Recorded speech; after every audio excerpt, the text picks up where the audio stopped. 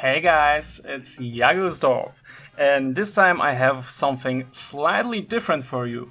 It's going to be a Mordheim bat rap between Undead and Dwarves. This one is really an introduction and experiment for me where I try out new things, so there are going to be some mistakes. I wasn't 100% satisfied with the angles and shots I took, but I hope it's going to be enjoyable anyway. Oh, and one more thing before we start.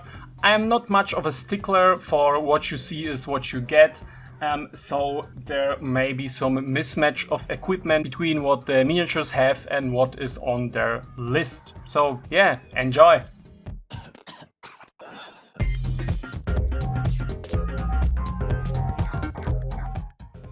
First, the Dwarven treasure hunters, also known as the Hill People, led by their noble Floyd Bigbeard, also known as Pops, armed with a sword and an axe, Bobby Joe, Floyd's cousin, their engineer with an axe and a crossbow, Bubba and Gus, Floyd's nephews, the slayers with two-handed weapons, and then the henchmen, the Duck Punters, a squad of 2 thunderers with crossbows, and the Moonshiners, 2 beardlings armed with axes and daggers.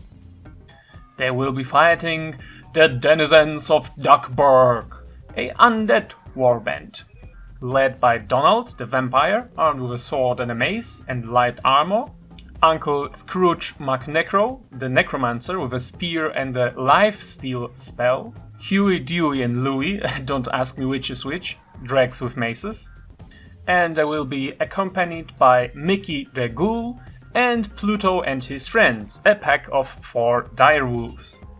As you can see, we have a board with a central road that goes through the map, several smaller alleyways and buildings big and small scattered everywhere.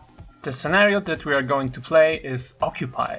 Several houses in this neighborhood have been found to be filled with valuables, so whoever controls most of them after 8 turns wins. The number of objectives is D3 plus 2, so in this case we have 4 valuable houses we will be fighting for. We start with the centermost building and spread outwards. I'm also going to mark this gallows as a building because there really aren't any better candidates. After that we roll off to see who will deploy first, and it's the denizens of Duckburg. The necromancer and his dogs are going to deploy in the main road, and the rest of the undead will start to the right of them, around the old brewery. The necromancer will try and flank the dwarves, whereas the vampire will march straight at them, leaving his dregs in control of the objectives. Now the Hill People.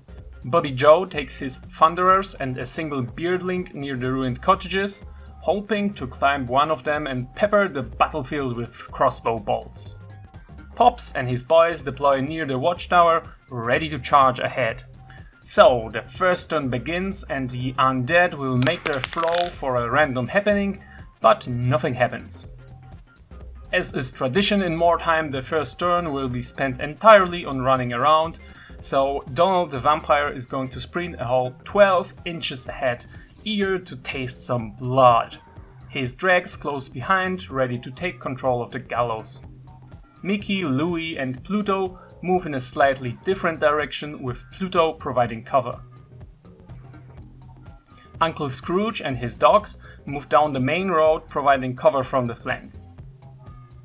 As no one has any ranged weapons, there will be no shooting, no spells will be cast as Scrooge's spell has a range of 6 inches and there is no close combat happening. The dwarves move.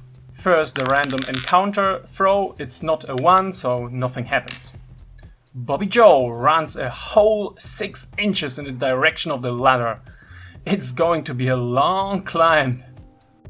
Floyd Bigbeard, Bubba, Gus and a single kid also run ahead on their short stubby legs. This concludes the turn of the dwarves.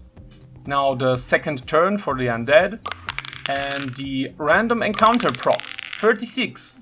36 means possession. One member of the warband has been possessed and has lost control of his arm for D3 turns. Every turn in the close combat phase he's going to take an automatic hit from himself.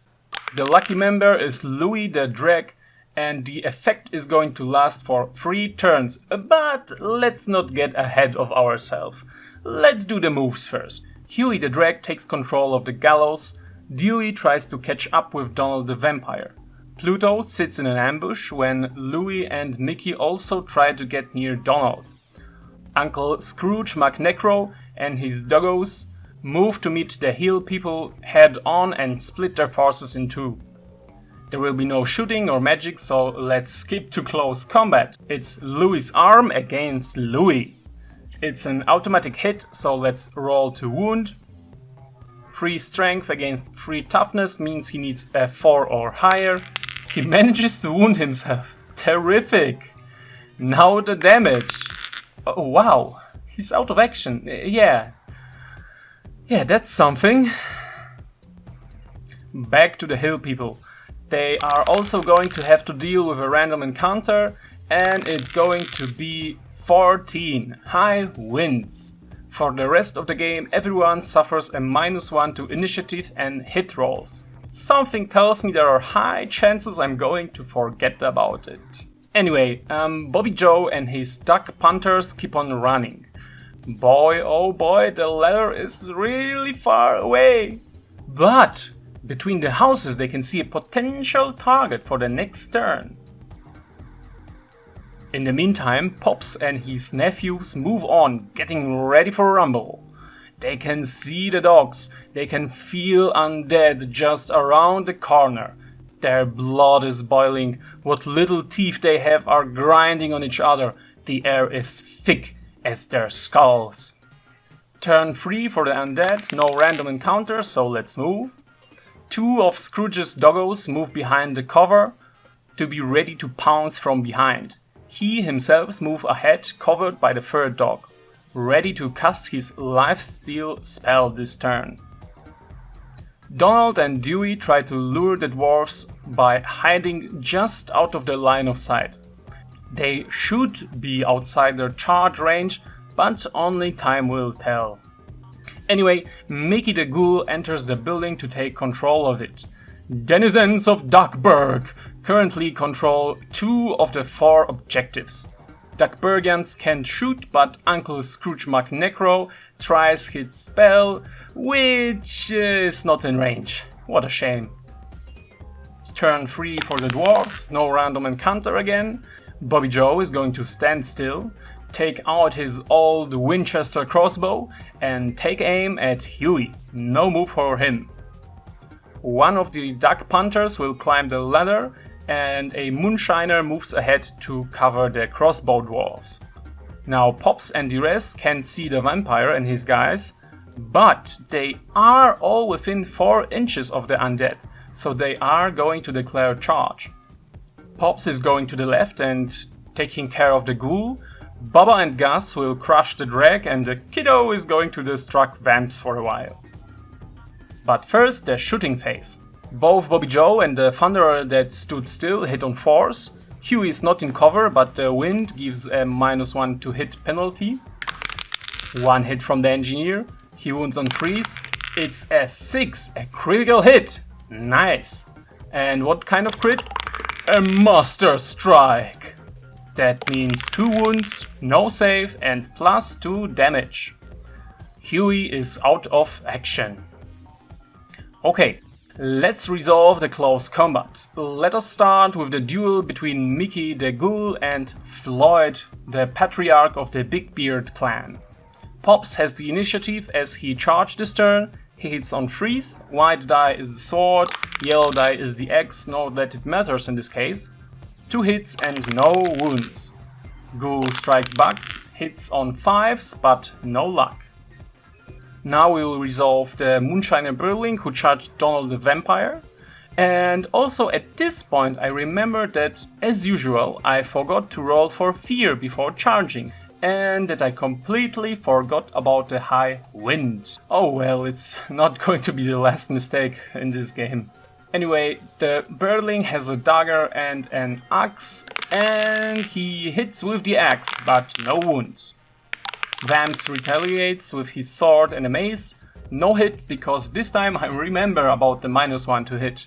Now the big boys and Dewey The Slayers always strike last because of their two-handed axes, but Dewey misses anyway. Baba and Gus swing, Gus hits, wounds on 2s because of his great strength, and he rolls just enough to smear the poor drag all over the ground.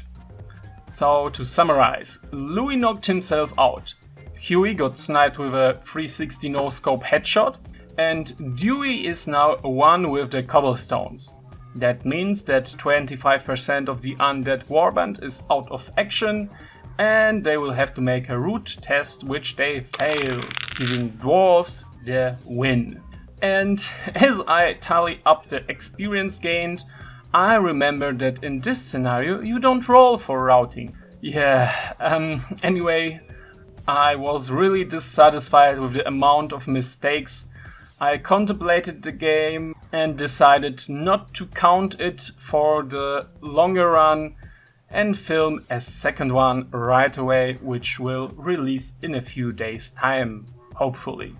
Yeah, I hope you enjoyed this type of content. I will definitely try to better myself, and hopefully with each battle report, should more come, the production quality is going to be much better. Anyway, thanks for watching. Bye bye.